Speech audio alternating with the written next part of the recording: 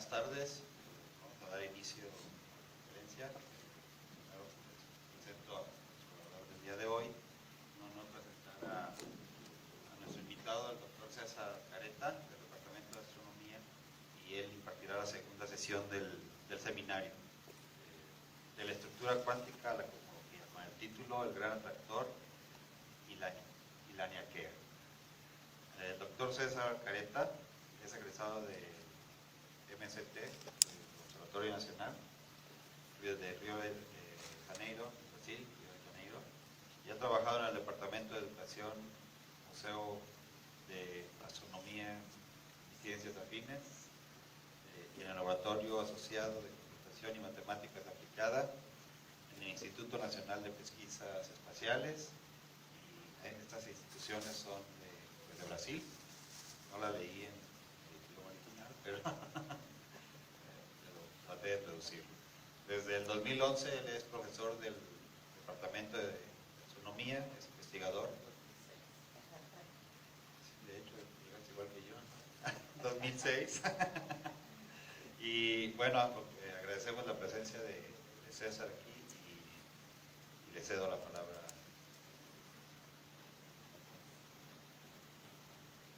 Bueno, buenas tardes a todos. Bienvenidos entonces aquí, otra vez reforzando lo que dijo Carlos, ¿no? Es un evento que estamos haciendo aquí en colaboración entre el Departamento de Astronomía de la División de Ciencias Naturales y Exactas y el Departamento de Minas, Metalurgia, yo siempre olvido el tercero, pero bueno, el Departamento de Minas, todos conocemos como Departamento de Minas, y aquí de la División de Ingenierías, ¿no? Y entonces estén atentos ahí a las otras actividades también, que vamos a tener ese ciclo de conferencias ahora, y en el segundo semestre vamos a tener un segundo ciclo, estamos pensando en prepararlo. Pero bueno, vamos entonces al tema de hoy. Les voy a platicar un poquito sobre el gran atractor y la Niaquea. Esos términos, esas palabras son nuevas, esos nombres. Esos términos son nombres de cosas, son bastante nuevas. El gran atractor, el término surgió hace unos 30 años. Y la Niaquea es un término que empezó a ser utilizado para referirse a lo que les voy a comentar en un ratito, hace unos pocos años, ¿no? Entonces son cosas muy nuevas y la gente normalmente escucha y bueno, es un poco complicado qué es eso, ¿no? Y todo. Y ya van a ver que es algo que en poco tiempo probablemente va a estar muy popular, y porque es algo que se refiere a, vamos a decir, está relacionado a la respuesta a la pregunta de dónde estamos en el universo, ¿no? Entonces esa es una de las preguntas fundamentales. La gente siempre, el ser humano siempre se ha preguntado sobre dónde está. Hoy ya tenemos condición de preguntarnos a dónde estamos, pero en una escala más cosmológica, ¿no? Ya, obviamente, ya en la Tierra ya nos ubicamos muy bien, tenemos GPS, entonces, bueno, es muy fácil tener información sobre dónde estamos, pero la cuestión ahora es más allá, ¿no? Más allá de la Tierra, ¿dónde estamos? Entonces, ¿cómo esos sistemas o esos objetos de los cuales voy a platicar están relacionados a eso? Certamente van a tornarse populares en poco tiempo. Pero bueno, vamos entonces a eso. Bueno, en lo general les voy a platicar, solo para que tengan una idea. Bueno, nosotros como un planeta que es parte de un sistema solar, estamos en una galaxia, la Vía Láctea. Entonces les voy a platicar un poquito sobre eso. Esa galaxia hace parte de un sistema más grande, que es un grupo de galaxias. Voy a también comentarles a dónde está ese grupo, cómo es el entorno de ese grupo, y finalmente voy a llegar a las escalas más grandes del universo, ¿no? Voy a llegar al supercúmulo local y bueno, hablar del universo como un todo. Y en ese camino vamos a saber qué son el gran atractor y la Niaquea.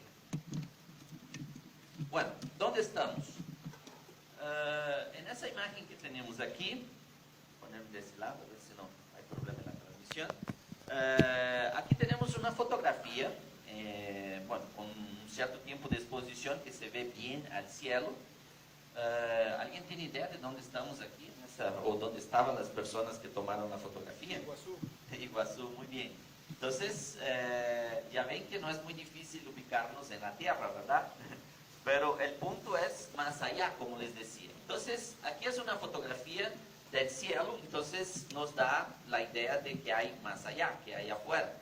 Lo más impresionante que tenemos aquí, el apuntador no está de los más confiables, pero bueno, mira, aquí ven una cierta región del cielo que es más brillante, ¿sí? Es como una banda brillante en el cielo, ¿no?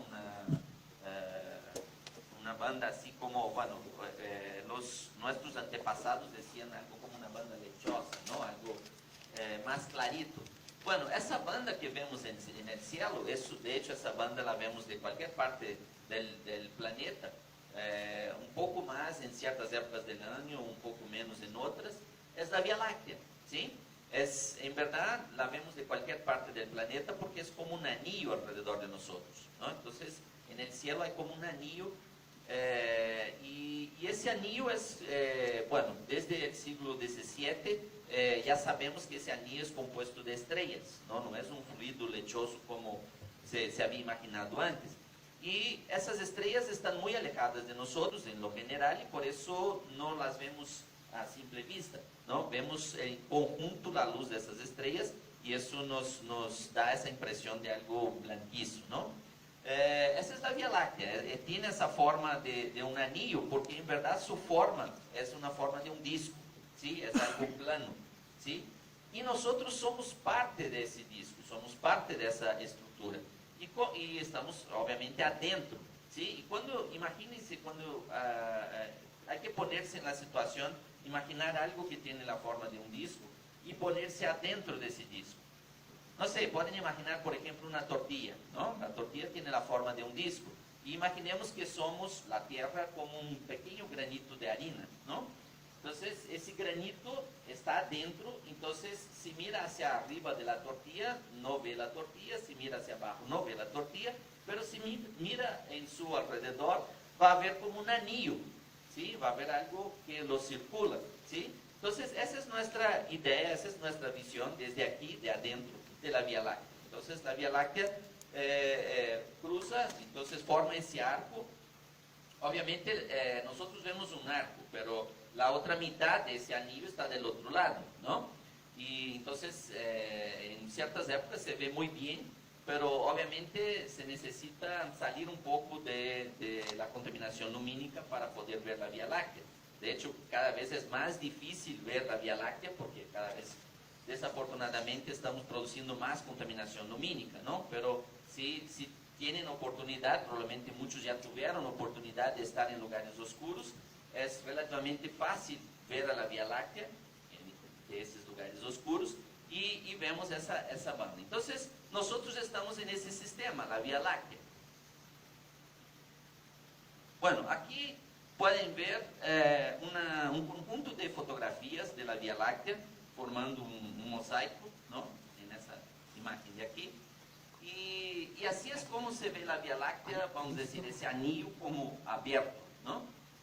Bueno, la Vía Láctea tiene una región que es un poco más bultosa, así como un poco más brillante y más ancha, que es la parte central de la Vía Láctea, ¿no? Es su bulbo, ¿sí? Y lo demás es vamos a decir, es una región bastante delgada, vamos a decir, ¿no? Y bueno, toda esa luz que vemos es compuesta de estrellas, pero también vemos que no es muy regular, hay como unas manchas oscuras, ¿sí? Esas manchas oscuras son nubes de gas.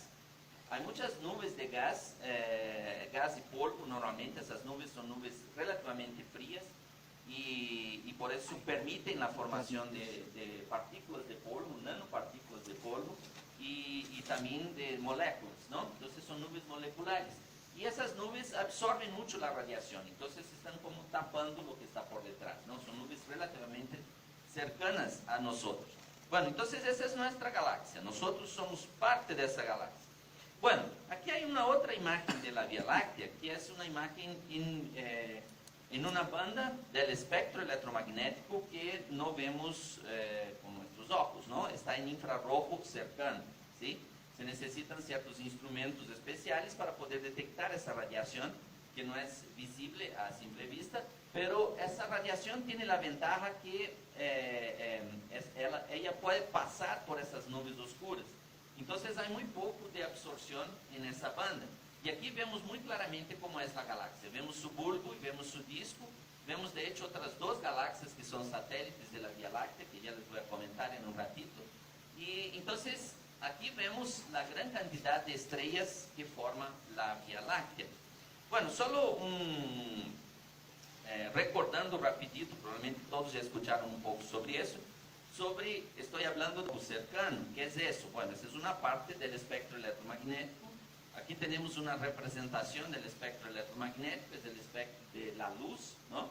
Aunque a veces utilizamos la palabra luz solamente para la luz visible, la que nuestros ojos son capaces de detectar, pero si hablamos de una forma general, de otras formas de luz, ¿no? En lo general hablamos del espectro electromagnético, ¿no? Entonces, lo que es el visible, lo que nuestros ojos son capaces de detectar, es una parte pequeña, ¿no? Con una cierta frecuencia, ¿no? Pero tenemos radiaciones de más alta energía, como el ultravioleta, rayos X y rayos gamma, y también de más baja energía, como infrarrojo y radio, ¿no? Bueno, no es el tema de ese momento, pero solo para ubicarles entonces en lo que yo decía del infrarrojo cercano. Entonces, en esa imagen de la Vía Láctea en infrarrojo cercano, podemos ver claramente esas estrellas que son un poco más frías. En esa banda dominan estrellas ya un poco más frías, más rojas, algo así, pero nos da una buena idea de la cantidad. Sabemos que nuestra galaxia tiene alrededor de unos 200.000 millones de estrellas, ¿sí? Entonces, imaginen que es un sistema muy, muy grande. Essas estrellas están separadas por, normalmente, algunos parsecs. Entonces, o más bien, por algunos años luz, para que quede más claro. Y eso es mucho, son distancias que la luz tarda más de un año para recorrer entre una estrella y otra. Imaginen esa cantidad de estrellas toda en un sistema, ¿no? Entonces, ese sistema tiene un tamaño muy, muy grande. Bueno, a ver si podemos tener una idea de lo que es eso de grande. Voy también a pasar algo también de conceptos ahí que pueden ayudar para que entiendan mejor eso. Algunas ideas sobre la distancia, cómo medimos distancia en escalas astrofísicas, ¿no? Tenemos una unidad de medida de distancia que es la que llamamos de unidad astronómica, que básicamente es la distancia entre la Tierra y el Sol. Notando que aquí en las figuras están fuera de escala, ¿no? Solo para que tengan la idea de qué es la unidad astronómica. Tenemos el año luz, que es la distancia que la luz recoge en un año. Y tenemos otras unidades que utilizamos mucho en astrofísica, que son derivadas del parsec, ¿no? El parsec, que significa paralaje second, bueno, paralaxe second, bueno, es una unidad de medida que es un poco mayor que el año luz, ¿sí? Entonces, su definición es la siguiente. Imaginen que tenemos al Sol y la Tierra aquí, ¿sí? Separados por una unidad astronómica, y que tenemos un objeto que está alejado de nosotros, ¿sí? Entonces, ese objeto forma un ángulo aquí. Si alejamos ese objeto, ese ángulo va quedando más pequeño. A la distancia en que ese ángulo llega a 1 segundo de arco, ¿sí? Tenemos la distancia de un parsec, ¿sí? Entonces ese objeto está muy, muy alejado, ¿sí? De nosotros para tener esa distancia de un parsec. Pero en lo que vamos a estar hablando del tamaño de la galaxia, el tamaño de estructuras mayores, vamos a estar hablando de kiloparsecs, megaparsecs y gigaparsecs. Es decir, son múltiples del parsec. Entonces son realmente cosas muy, muy grandes. Bueno, aquí está una representación de la Vía Láctea, como si la pudiéramos ver desde arriba, ¿sí? Recuerda que les dije que la Vía Láctea es como una tortilla, ¿no? Entonces imaginen que estamos mirando la tortilla desde arriba. Lo que era la parte más brillante que vimos desde la Tierra era el bulbo, era esa parte aquí, ¿sí? Y la galaxia, lo que es su disco, si la pudiéramos ver desde arriba, veríamos que tiene brazos espirales, ¿sí? Esses braços são formados por uma espécie de ondas, estacionárias que passam por el disco, ¿no? Entonces, el material ahí no está parado, la galaxia está girando, las estrellas están girando alrededor del centro de la galaxia, y ese conjunto vamos decir, de movimientos produce unas ondas estacionarias que dan esa forma de espiral, ¿sí? Esa forma de espiral es una forma muy común en la naturaleza, ¿no? Entonces, no es raro que tengamos eso, ¿sí? Bueno, el Sol ocupa una posición más o menos periférica en la galaxia, ¿no? El Sol no está cerca de su centro, está a la mitad más o menos entre el centro y la orilla, vamos a decir, ¿no? En verdad la galaxia es un poco más compleja que eso, porque tiene un otro material que, bueno, parece ser que tiene un material que no es visible, que no aparecería en las imágenes, ¿no? Porque es materia oscura. Pero bueno, ese es otro tema que se va a comentar, si no en ese ciclo, en el ciclo siguiente, se va a comentar sobre materia oscura. Pero bueno, hablando solamente de la materia visible, la materia que podríamos ver, ¿no? Si pudiéramos salir de la galaxia, esa sería realmente vamos a decir, la visión que tendríamos de la galaxia, ¿sí? Entonces, obviamente, eso es una ilustración, no es una fotografía. La galaxia tiene un diámetro de aproximadamente 40 kiloparsecs, entonces son 40.000 parsecs, ¿sí? La estrella más cercana de nosotros está a más o menos un parsec, entonces, es decir, el diámetro de la galaxia es como 40.000 veces mayor que la distancia de la estrella más cercana de nosotros, ¿sí? Yo dije bien estrella, ¿verdad? La estrella más cercana es la estrella Alfa Centauri, la más cercana de nosotros. Bueno, y nosotros estamos a más o menos 8.000 parsecs del centro de la Vía Láctea. Para que tengan idea de eso, así, lo grande que es todo eso, imaginen todas las estrellas que podemos ver en el cielo en la noche, ¿sí? Vamos a decir que estamos en un lugar bien oscuro, que vemos un montón de estrellas. Todas esas estrellas están dentro de ese circulito, ¿sí? Todas las estrellas que vemos a simple vista están dentro de ese circulito con un radio de 1.5 kiloparsecs. Entonces la galaxia es mucho mayor de lo que podemos ver, ¿no? ¿Sí? Necesitamos telescopios realmente para estudiar otras partes de la galaxia. Bueno, pero nuestra galaxia no es la única.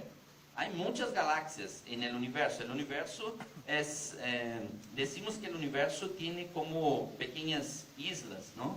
Hablamos de las islas del océano cósmico, ¿no? Hacerlo un poco más así florido, ¿no?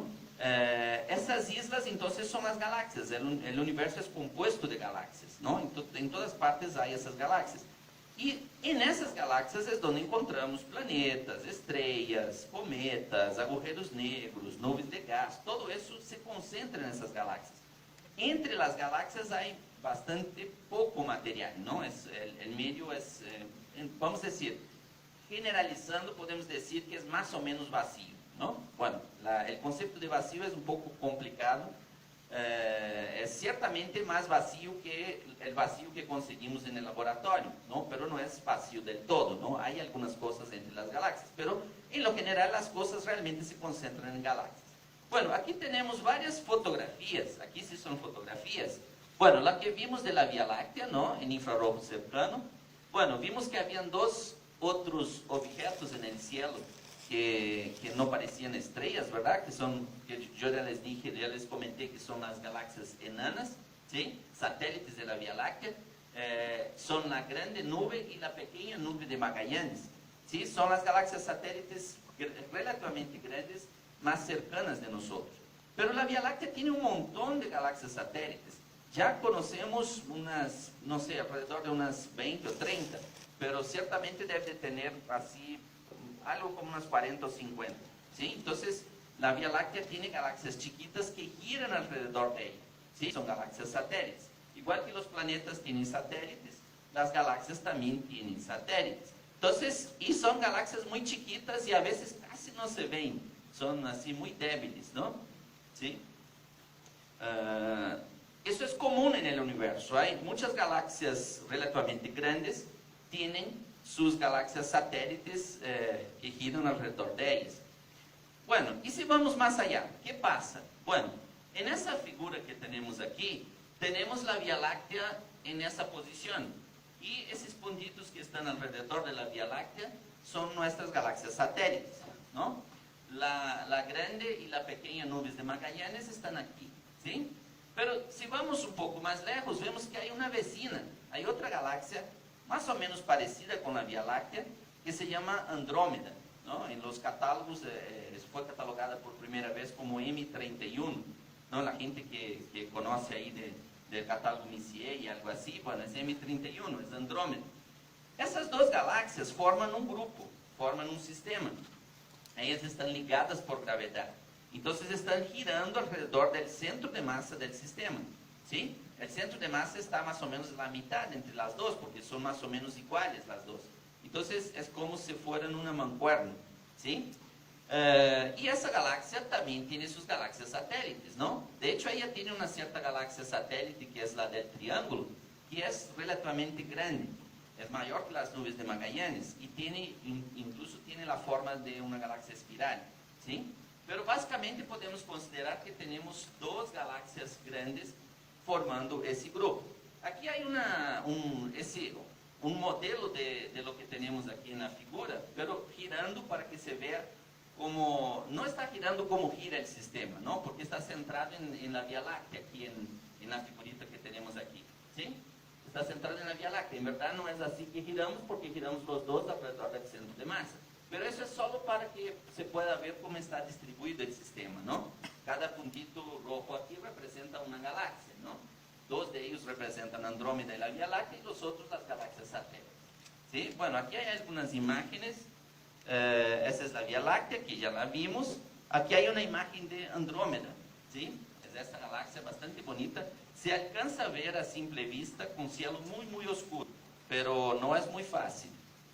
Y esa es la del Triángulo, que es la tercera, que es espiral. Todas las demás no son espirales, son galaxias enanas, medio más o menos redondas, ¿no?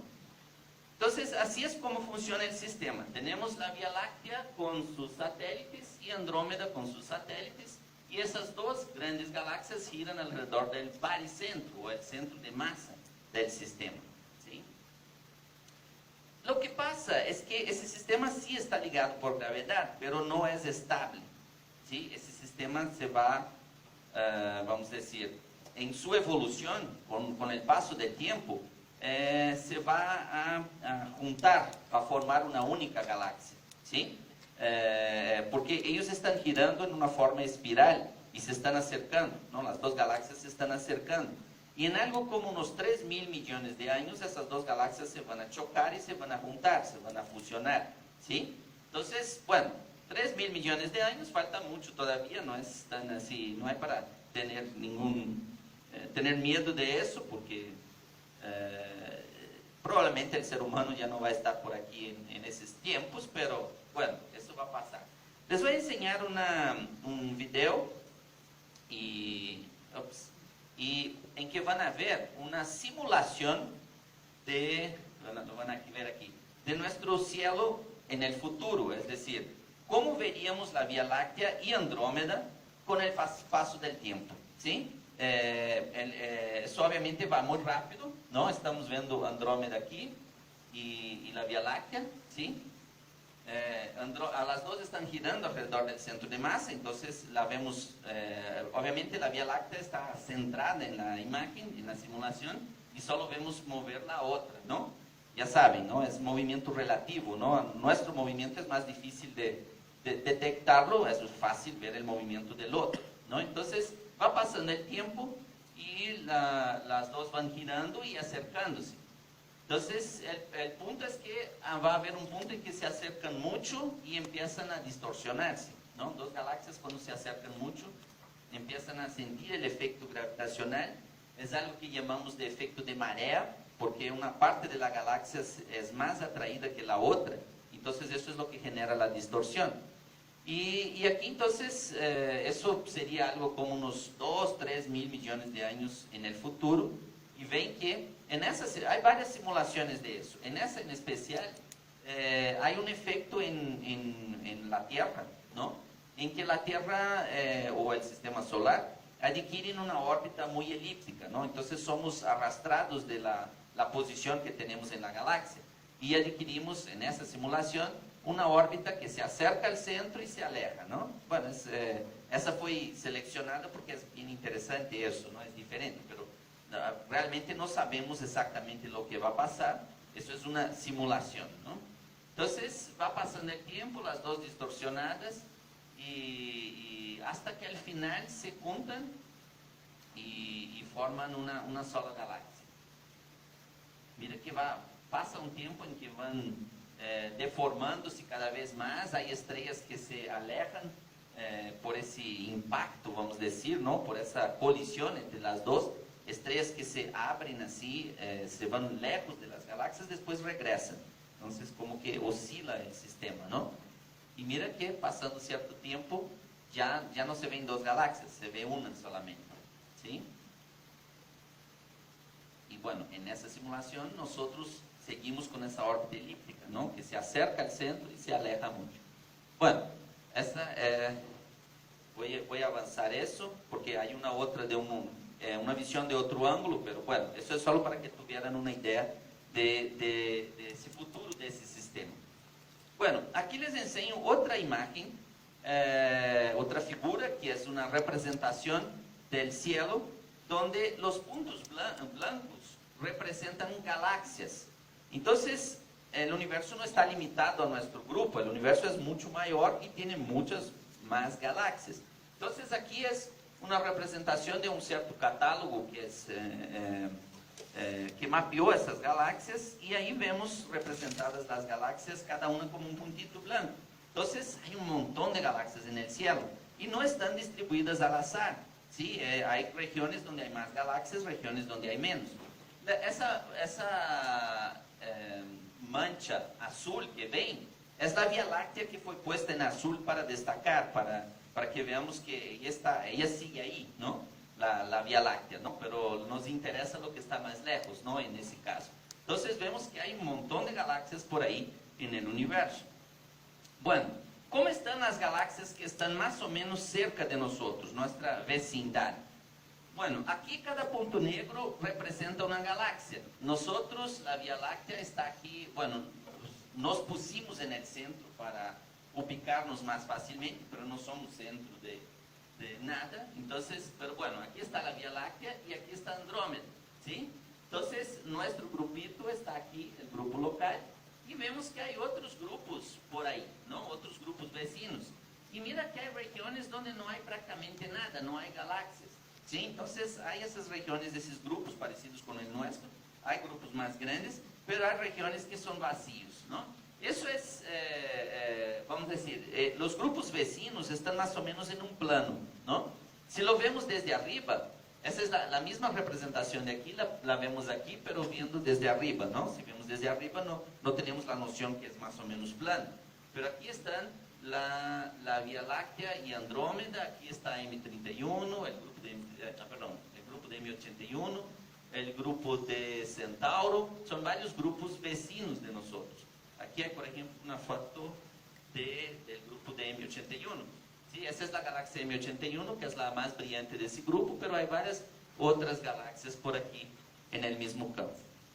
Bueno, si vamos más lejos un poquito, otra vez desde la visión de arriba de ese plano, entonces aquí está la Vía Láctea, aquí está Andrómeda, M81, Centauro, los vecinos más cercanos, y un poco más lejos tenemos un gran grupo de galaxias, que es el grupo, o más bien le damos el nombre de cúmulo de Virgo, ¿sí? Mientras los grupitos de aquí tienen pocas galaxias, el cúmulo de Virgo tiene centenares de galaxias, es muy, muy grande. Bueno, ya pueden imaginar que un sistema tan grande genera una gravedad también muy grande, ¿no? Entonces, ese sistema es tan influyente por su gravedad que nos está jalando, ¿sí? Nosotros tenemos hay una fuerza que nos mueve en dirección a Virgo, ¿sí? Virgo es el dominante de la región, el cúmulo de Virgo, ¿sí? Si lo vemos de un otro ángulo, aquí está Virgo, nosotros estamos más o menos por aquí, y bueno, prácticamente las cosas se concentran en ese plano, que es dominado por Virgo, y hay unas otras estructuras un poco más abajo, ¿no? Aquí está una fotografía del centro de Virgo, ¿no? Las galaxias ahí en el centro. Ya vamos a ver con un poco más de detalle. Mira, aquí una representación del cúmulo de Virgo. Aquí es como lo vemos en el óptico, las galaxias, ¿sí? Aquí está la galaxia central, la más brillante del cúmulo, y aquí están otras galaxias que son parte del cúmulo. Pero mira, ese cuadro en el óptico está representado de ese lado en ese cuadrito rojo. En verdad el cúmulo es mucho mayor. Esa figura, esa representación de ese lado, no es en el óptico, es en rayos X, ¿sí? Rayos X, recordando otra vez, allá del espectro electromagnético, son radiaciones de muy alta energía. Si son de muy alta energía, significa que están muy calientes, ¿sí? Entonces, entre las galaxias de ese cúmulo, y lo que es común en sistemas parecidos, hay un gas muy caliente, ¿sí? Y es tan caliente que emite rayos X, ¿sí? Esa galaxia es la galaxia central, ella está por aquí en el centro de la mayor emisión, ¿sí?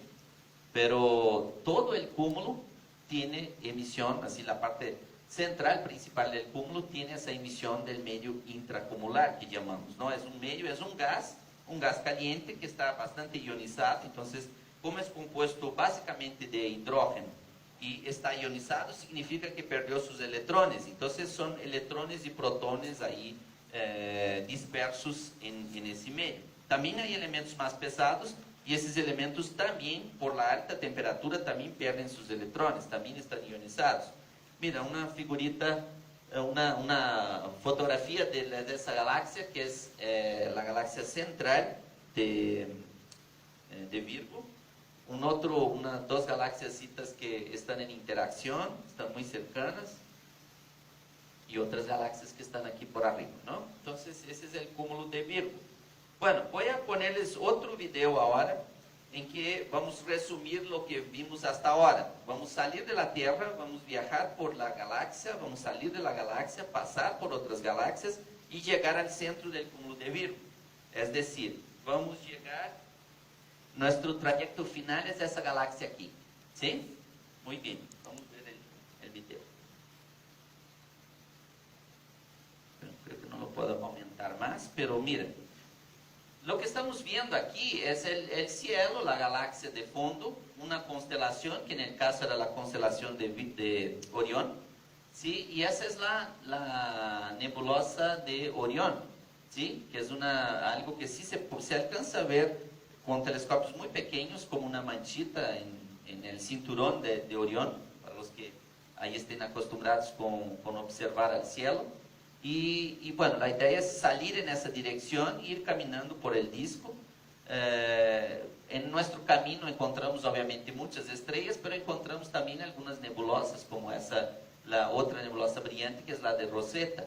Esa nebulosa formó estrellas aquí en su centro y el gas remanente está alrededor. Entonces, miren, siempre, como estamos dentro de la Vía Láctea, siempre estamos viendo toda esa banda alrededor de nosotros, ese anillo de estrellas, ¿no? Entonces, aquí hay otro objeto. Esa es una estrella que explotó, es la supernova de la M1 del Cangrejo. Las imágenes aquí son todas reales, son puestas en la simulación para que podamos tener una idea, ¿no? Como si estuviéramos viajando. Obviamente ese tipo de viaje no es posible. Eso es una simulación. Vamos a decir, calculando la velocidad ahí sería muchísimo mayor que la velocidad de la luz. Entonces no es posible, ¿no? Solo de forma virtual. Mira, estamos saliendo del disco y ya empezamos a ver muy claramente su bulbo, que es una región que tiene más estrellas. Empezamos a ver también algunas galaxias satélites que empiezan a aparecer en la imagen. Essa obviamente não é uma fotografia da Via Láctea, é uma outra que foi posta aí para representar. Essas são a grande e a pequena nuvens de Magallanes e outras galáxias satélites. Muito bem, agora salimos da galáxia, então o que temos de fondo são outras galáxias, não? Aqui está o cúmulo de Virgo, que se destaca muito em nossa cercanía. Essa é Andrômeda, nossa vecina, sim? Pero antes de llegar a Andrómeda vamos pasar por la galaxia del Triángulo, que es espiral también, es una espiral chiquita. Esa galaxia también tiene un montón de estrellas, tiene sus regiones de formación de estrellas, como esa nebulosa. Bueno, y aquí está Andrómeda con sus satélites. Bueno, salimos y ahora vamos ya salir de nuestro grupo local. Vamos seguir camino en dirección al cúmulo de Virgo, ¿sí? Por el camino vamos a encontrar varias galaxias. todas las imágenes que vemos aquí son imágenes reales de las galaxias como las vemos desde la Tierra. Entonces, vamos a decir, es una simulación bastante fiel, ¿no?, a lo que sería si pudiéramos hacer ese viaje, ¿no? Entonces, ahí pasamos cerca de galaxias que son también espirales, a veces pasamos cerca de galaxias que están en interacción. Mira que las galaxias frecuentemente están interactuando una con la otra, siempre están en colisión. ¿Por qué? Porque la separación promedia entre dos galaxias es menor que la separación promedia entre dos estrellas. Es decir, la estrella es una cosa muy chiquita y las estrellas están muy alejadas unas de las otras. Mientras las galaxias no son tan chiquitas, son muy grandes y no están tan separadas. Entonces las galaxias sí se coliden, pero las estrellas no. Prácticamente podemos pasar una galaxia por la otra y no vamos a hacer chocar sus estrellas, ¿sí? Porque hay mucho espacio vacío. La galaxia en verdad tiene todas las cosas, pero mucho espacio vacío también. Lo que más tiene es espacio vacío. Mira, ese es el cúmulo de Virgo. Nos acercamos aquí a la galaxia central, M87. Es una galaxia relativamente grande, es una galaxia gigante, decimos. Y mira que como hay más espacio vacío que otras cosas, es prácticamente transparente la galaxia, ¿no? Muy bien, entonces ese es el cúmulo de Virgo, que es la región central que domina nuestro entorno más cercano. Bueno, en esas representaciones que vemos ahora, vamos ya a la vecindad de ese sistema dominado por Virgo. Entonces, imaginen que estamos nosotros en ese circulito negro aquí, Virgo está aquí. Y si vamos en mayor escala, vemos que hay un montón de estructuras parecidas con Virgo, hasta mayores que Virgo, ¿no? Entonces, esas estructuras grandes las llamamos de supercúmulos, ¿no? Porque Virgo es un cúmulo, entonces una estructura mayor que Virgo es un supercúmulo, ¿sí? Esa es una versión en 3 dimensiones para tener una idea, y esa es una versión proyectada. Otra vez nosotros estamos aquí, Virgo es esa concentración aquí más grande, pero hay varias concentraciones similares, todas tienen sus nombres y todo. Aquí hay un efecto como si las cosas estuvieran como apuntando hacia el centro, ¿no? Eso es porque no tenemos una medida exacta de la posición de esos objetos. Lo que tenemos es una medida de su movimiento. Y a partir de su movimiento podemos determinar más o menos su distancia, pero hay una pequeña imprecisión en radio, ¿no? Debido a ciertos movimientos peculiares. Ya vamos a ver eso. Pero entonces ese es un efecto, es artificial eso. En verdad esas cosas están más concentradas. Pero sí que hay una concentración muy grande de galaxias aquí, una concentración aquí, otra aquí. Y esos son estructuras parecidas con la estructura de Virgo, ¿sí?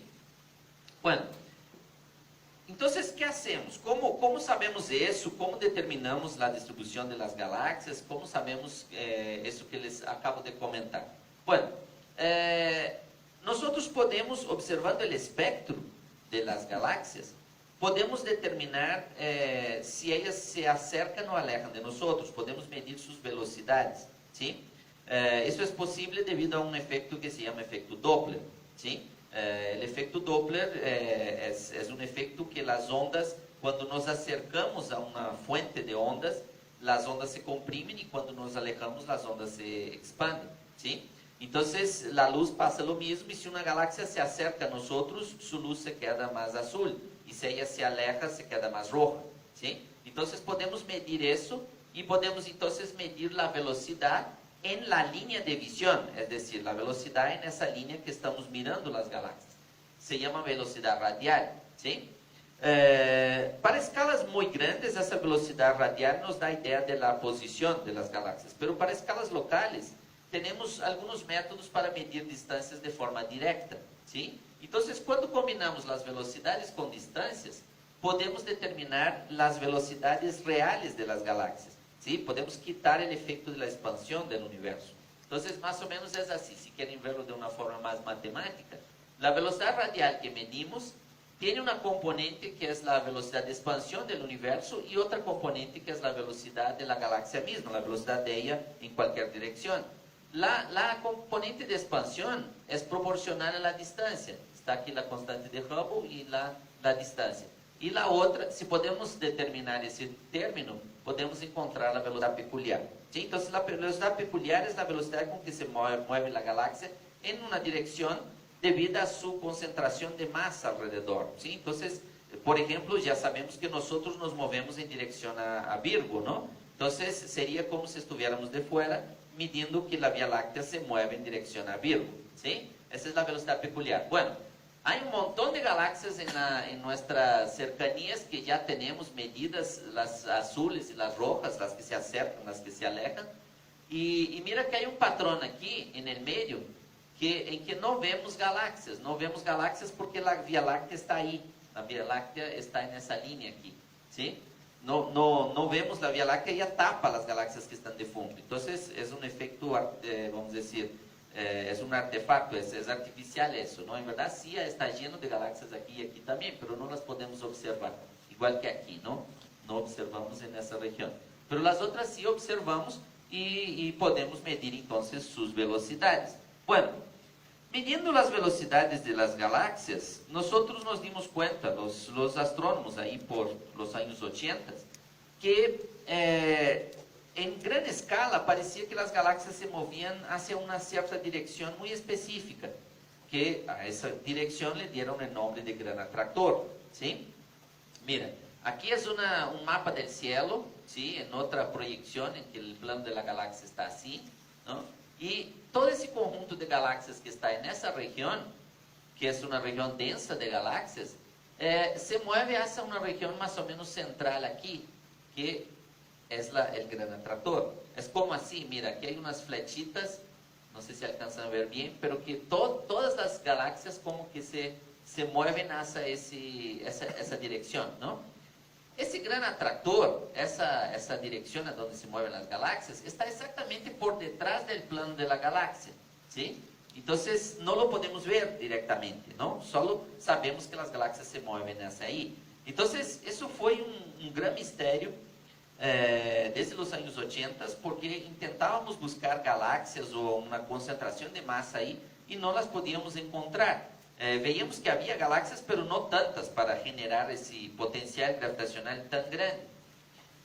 Pero hace algunos pocos años la gente concluyó algunos estudios mejores, más sofisticados de toda esa región, incluyendo regiones más grandes, y llegaron a la conclusión que el gran atractor es como si fuera el centro, una región más o menos central de una estructura grande a la cual le dieron el nombre de Laniakea, ¿sí? Entonces, lo que se descubrió fue lo siguiente: el supercúmulo de Virgo, que es el supercúmulo del cual pertenecemos, del cual pertenece el grupo local, es parte de una estructura más grande que, bueno, hemos utilizado el término un complejo de supercúmulos, que le dimos el nombre de Laniakea, ¿sí? Aquí, por ejemplo, nosotros estaríamos más o menos aquí, bien en la periferia. Por aquí estaría Virgo, ¿no? Hay un otro supercúmulo aquí que es Hydra Centaurus, hay otro aquí que es Ophiuchus, hay otro por aquí que es Telescopios Pavos Indus, y etc. Varios supercúmulos en que están más o menos conectados, y el centro de gravedad de ese sistema está aquí donde está el gran atractor. Entonces el gran atractor es como si fuera el centro de nuestro complejo de supercúmulos, ¿no?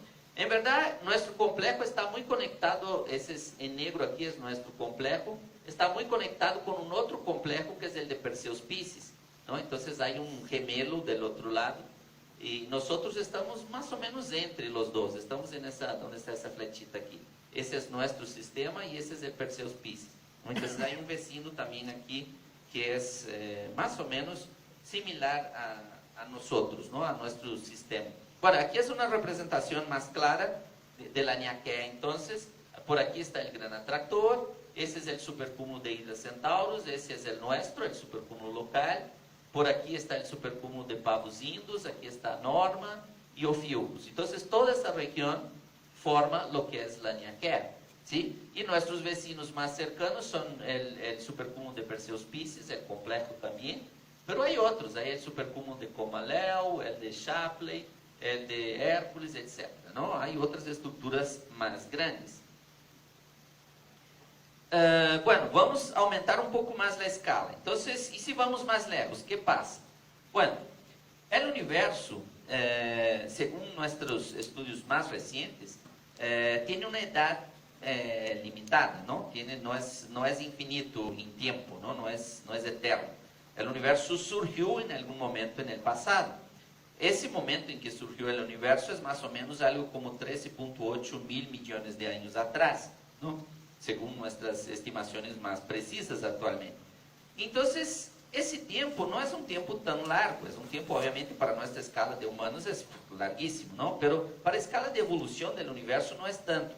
Significa, lo que quiero decir con eso es que los complejos de supercúmulos son las mayores estructuras que ya pudieron ser formadas en ese tiempo de vida que tiene el universo, ¿no? Para formar estructuras más grandes se necesita más tiempo y el universo no tuvo ese tiempo todavía. Entonces, esas son las mayores estructuras que existen.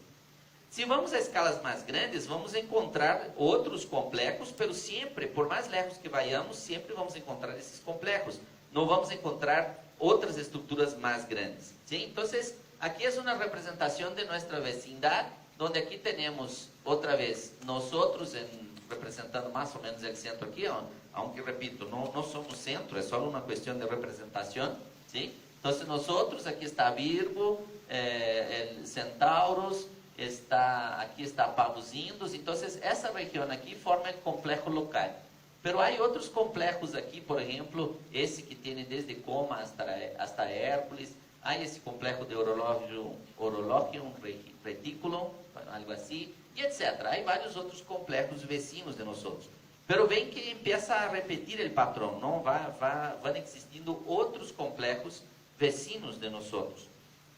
Mira, aquí son algunas imágenes, por ejemplo, del centro de Perseus Piscis, que es nuestro vecino más cercano en términos de supercúmulos.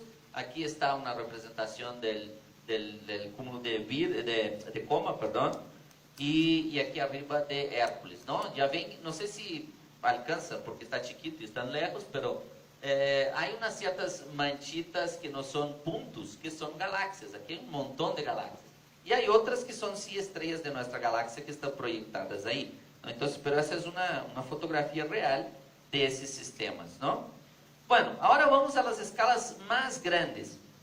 En esa representación aquí tenemos a todo el universo observable. Cada manchita blanca que ven aquí es un supercúmulo o un complejo de supercúmulos, ¿sí? Entonces, el universo es bastante homogéneo a gran escala, porque en todas las direcciones siempre hay esos supercúmulos y esos complejos de supercúmulos, ¿no? Pero ese es el universo, vamos a decir, es una parte del universo que llamamos de universo observable, ¿sí? A ver aquí, ¿sí? Mira, ahí hay algo interesante. Yo les dije que el universo tiene una edad y significa que bueno, surgió en algún momento, según nuestras mejores estimaciones, y fue expandiéndose, ¿no? Fue creciendo, fue aumentando de tamaño el universo. Bueno, el punto ahí es que tenemos una limitación para observar las cosas. Lo que pasa es que la información nos llega a partir de la luz, a través de la luz. Y la luz tiene una velocidad límite. La luz viaja a 300.000 kilómetros por segundo, ¿no? No viaja más rápido que eso. Entonces, imaginando que una cierta luz de una cierta estrella que está en una cierta galaxia, de un cierto grupo de galaxias, de un cierto supercúmulo, en algún lugar del universo, empezó a viajar cuando surgió el universo y llegó aquí ahora, ¿sí? Entonces es el máximo que podemos tener de información, porque si ese objeto está más lejos que nosotros, aún no hubo tiempo para que su luz llegara, ¿sí? Entonces ese es el límite del universo que podemos observar, porque algo que está afuera de eso, su luz no pudo llegar todavía, ¿sí? Entonces esa parte externa del universo observable no existe para nosotros en términos de poder saber información sobre ella, ¿no? Entonces, nosotros solo podemos saber información sobre lo que está dentro de ese límite. ¿Qué hay más allá? Bueno, de verdad no sabemos porque no podemos observar, ¿no? Pero se supone que el universo sigue, es mayor que eso. Pero el universo no debe ser también otra información que ya tenemos más o menos, vamos a decir, reciente o más refinada, es que el universo parece no ser infinito. Parece ser que el universo es finito. pero un finito sin límites, ¿sí? Eso es un poco difícil de imaginar, pero significa que podemos movernos en el universo y no vamos a encontrar una orilla del universo, pero él tiene un volumen finito, ¿sí? Es limitado, porque surgió en algún momento y creció hasta el tamaño que tiene hoy, ¿no? Pero ese tamaño que tiene hoy es probablemente mayor que el universo observable, pero solo tenemos acceso, solo podemos ver, estudiar el universo observable. Pero hay un otro detalle. Yo también les dije que hay ese problema de que la luz tarda tiempo para llegar, y ahí pueden imaginar que si el fotón salió de, vamos a decir, de una estrellita aquí en el extremo y llegó aquí ahora, ya pasó mucho tiempo, pasaron 13.8 mil millones de años. Entonces, la estrellita que estaba aquí ya no debe estar más. Pues ya pasó tiempo, ya se cambió, ya evolucionó. Entonces, en verdad, cuando miramos lejos, también estamos mirando al pasado, ¿sí? Entonces, cuanto más lejos de nosotros estamos mirando, más en el pasado estamos viendo esas estructuras. Entonces, llega ese límite del universo observable y ya realmente no vemos esas estructuras, porque esas estructuras no existían cuando la luz salió de allá, ¿sí? Entonces, lo que vemos en el límite es realmente el inicio del universo, ¿sí? Y el inicio del universo, bueno, eso es tema para otra plática, pero está marcado por una... uno de los eventos más importantes es lo que llamamos de la radiación cósmica de fondo. Es un momento en que la radiación y la materia se separaron, y entonces la radiación quedó distribuida por el universo, y esa radiación la podemos ver. Esa es la cosa más alejada que podemos ver, la radiación cósmica de fondo. Entonces, mira, aquí es otra representación, pero un poco más real. Cada punto aquí es realmente una galaxia o un quasar que ya fue observado, ¿no? Esa es la escala de tiempo, ¿no? Eso termina en 13.8 gigaños. Las galaxias, todas las que vemos, están en esa región más cerquita, más lejos solo podemos ver quasares. Y bueno, llega un punto en que, bueno, un poco es limitación técnica, que ya no alcanzamos ver las galaxias que están muy alejadas, y otra es porque realmente ya no existían galaxias ni quasares, ¿sí? Y por fin, el límite final es donde está la radiación cósmica de fondo, que es el límite del universo observable. Bueno, un poquito solo para cerrar en relación a eso de la radiación cósmica de fondo. Cuando observamos, ese es un mapa completo del cielo, ¿sí? En una cierta banda del espectro que está en microondas, y estamos observando aquí en una banda que equivale a 2.7 grados Kelvin. Es muy frío, ¿sí? Esa es una imagen del universo como un todo, vamos a decir así, de esa luz remanente, de esa luz que permea todo el universo. Mira que es muy homogéneo. Esa luz está por todos lados igualita, ¿no? No hay grandes variaciones. La temperatura del universo es homogénea, alrededor de 2.7 grados Kelvin. Es decir, estamos hablando de menos 270 grados centígrados aproximadamente. Bueno, pero si vemos a más detalle, si vemos en escala de microkelvin, es decir, vemos pequeñas variaciones de esta radiación, vemos que hay unos patrones asociados a la velocidad de nosotros, asociados a la galaxia, etc. Pero al final sobran unas manchas, y esas manchas son muy importantes para entender la evolución del universo, ¿no? Bueno, eso no voy a entrar en mucho detalle sobre eso es un tema larguísimo para una otra plática, ¿no? Sobre lo que sabemos de la evolución del universo, de la historia del universo, pero eso es solo para que ubiquen más o menos lo que es lo más lejos que podemos ver, ¿no? Lo que vemos en la luz, vamos a decir, lo que podemos observar directamente, más lejos de nosotros, es esa radiación cósmica de fondo, ¿sí? Esas son las imágenes más recientes que tenemos de la radiación cósmica de fondo, por un satélite de los años 90, un satélite de unos 10 años atrás y un satélite más reciente, ¿no? Entonces, cada vez vamos mejorando la definición de la observación de ese fondo, ¿ok? Muy bien, entonces, esos fueron los temas que les quería platicar en relación a la Niaquea y el gran atractor. Entonces, tuvimos que empezar desde la Tierra y salir a escalas cada vez más grandes para poder llegar, ¿no? Para poder entender, para poder ubicar lo que es el gran atractor y lo que es la ñaquea. ¿Quedó claro para ustedes qué es la ñaquea entonces? ¿Sí? Entonces lo podemos referir como nuestra, vamos a decir, en nuestra dirección, cuando vayamos a anotar nuestra dirección, el último renglón de nuestra dirección es la ñaquea, ¿no? ¿Sí? Vamos a decir que en algún momento llegara por ahí algunos extraterrestres intergalácticos y nos preguntaran a dónde estamos, y vamos a decir, estamos en tal lugar, bla, bla, bla, bla, en el ñaquea, ¿no? Sería la forma de representar nuestra estructura más grande, la estructura más grande a la cual pertenecemos, ¿ok? Más de eso ya el universo es homogéneo, ¿sí? Muy bien.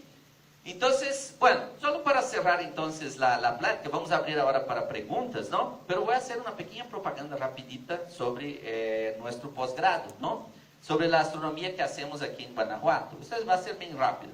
Entonces tenemos aquí en la universidad un posgrado en astrofísica, ¿no? Que tiene maestría y doctorado, ¿sí? Que está en Valenciana, ¿no? El departamento de astronomía está en Valenciana. En ese grupo somos 14 profesores.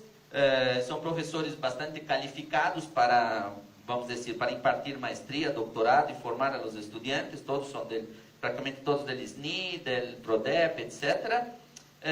Los profesores están en algunos cuerpos académicos. Hay uno de física estelar, otro de extragaláctica, otro de radioastronomía, y hay un grupo de investigación que se está formando también de astrofísica computacional. Entonces hay varios temas que trabajamos ahí, que hacemos investigación.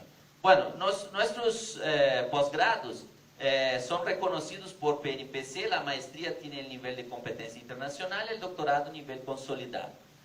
Bueno, tenemos varios apoyos a los estudiantes. Si alguien aquí de repente está buscando maestría o doctorado en el área, ya saben ahí dónde buscar, y tenemos ahí todas las condiciones para poder recibirles y bueno, darles la formación en ese nivel. Bueno, el departamento tiene varias facilidades ahí, tiene observatorios.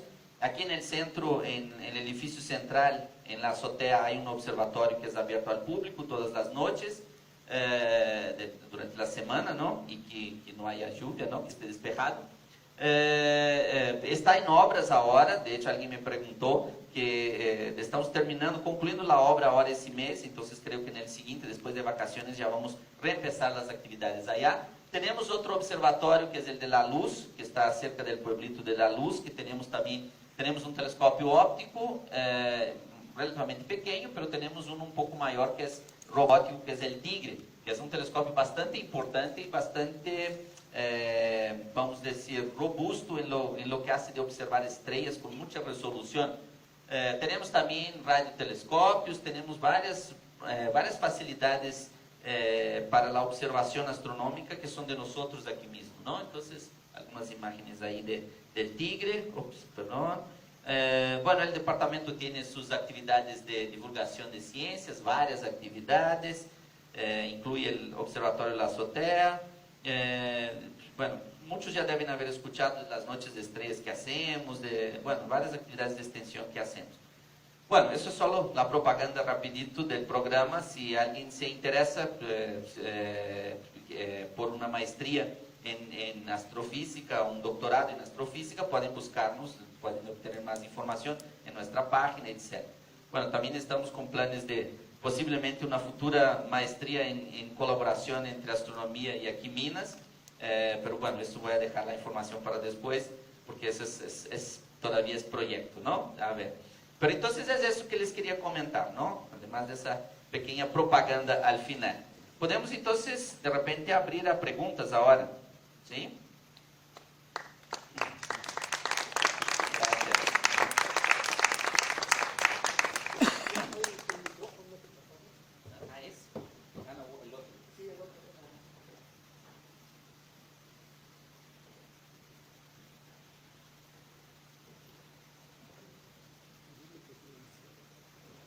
Sí, si nos pueden prender un poquito la luz para que sea fácil de ver lo que están preguntando.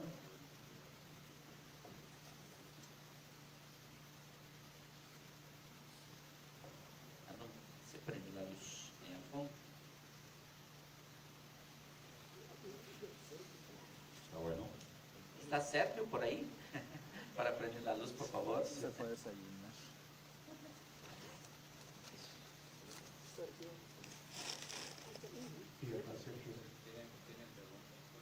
Sí, ya, mientras podemos empezar con las preguntas. A ver. Estuve viendo unos videos relativos previos a la conferencia y hablaban de que, bueno, son videos hechos nada más para despertar malas ideas, ¿no? Que el gran atractor era el camino, el vínculo con otros universos.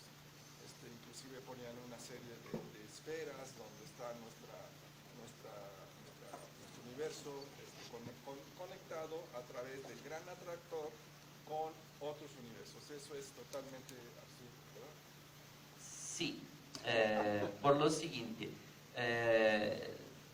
el gran atractor es un nombre que dimos a un cierto punto en que convergen las velocidades de las galaxias cercanas a nosotros, ¿no? Entonces, ya sabemos, ya les comenté que no hay nada ahí realmente, ¿no?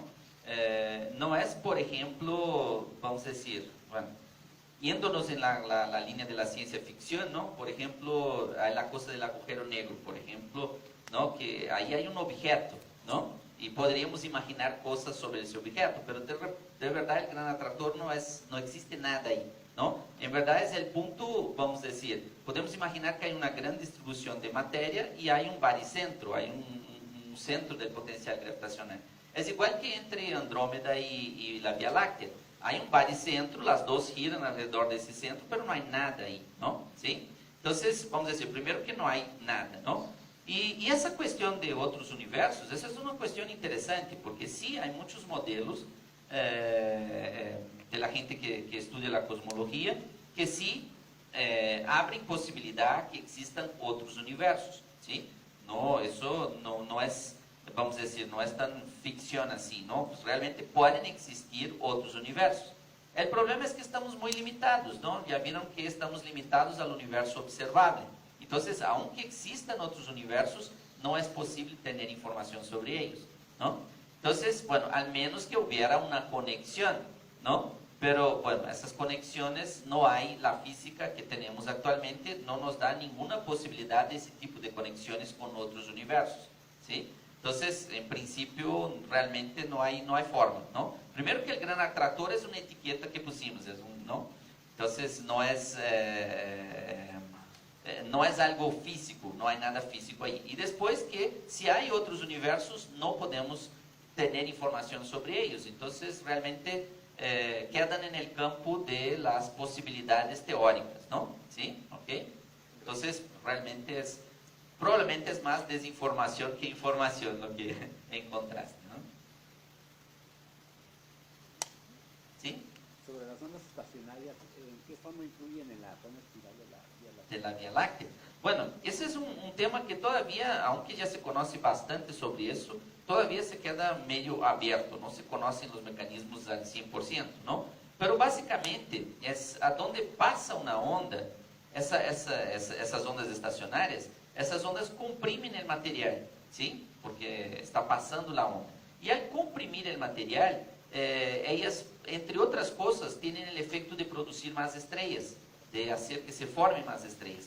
Entonces, ¿a dónde se forman más estrellas? Mirando desde lejos vemos más brillante, porque vemos más estrellas brillantes, ¿no? Entonces, en verdad, los brazos espirales son como las crestas de las olas, ¿no? Hacia donde está más concentrado el material y a donde hay más formación de estrellas. Y eso se va pasando por el disco, ¿no?